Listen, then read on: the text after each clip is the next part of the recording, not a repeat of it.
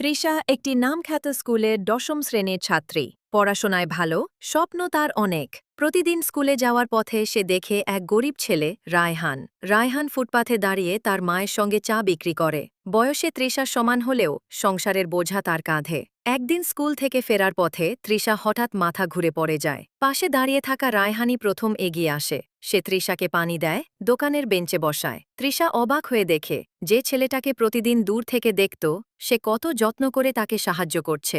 ধীরে ধীরে দুজনের মাঝে বন্ধুত্ব গড়ে ওঠে। তৃষা রায়হানের স্বপ্ন জানতে পারে, সে পড়াশোনা করতে চায়, বড় হতে চায়, কিন্তু অভাব তাকে আটকে রাখে। তৃষা সিদ্ধান্ত নেয় যে সে তাকে সাহায্য করবে। নিজের বই, পুরনো নোট, এমনকি বাড়তি টিউশনের সময়ও ভাগ করে নেয়। রায়হানও তৃষাকে শেখায় মানুষের মূল্য টাকায় নয়, ভালোবাসা আর আন্তরিকতায়। সময়ের সাথে সাথে তাদের বন্ধুত্ব নিঃশব্দে প্রেমে রূপ নেয়। সৎ, স্নিগ্ধ, স্বপ্নভরা প্রেম। তাদের গল্প প্রমাণ করে সত্যিকারের সম্পর্ক সমাজের অবস্থানে নয়, হৃদয়ের শক্তিতে গড়ে ওঠে।